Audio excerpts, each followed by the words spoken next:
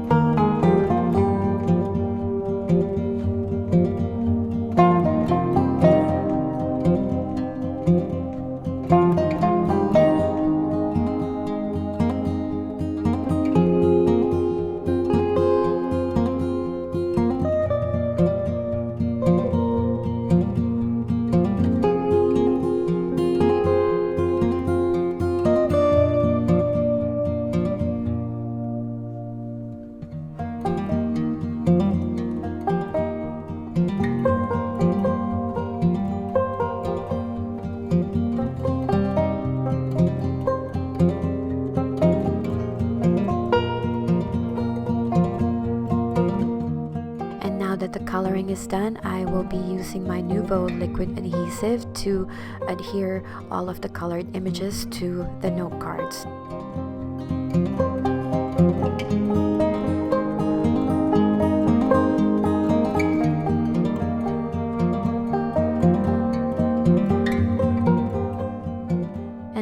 I did not have any hot pink cardstock, I decided to just color it and then die cut the little hands.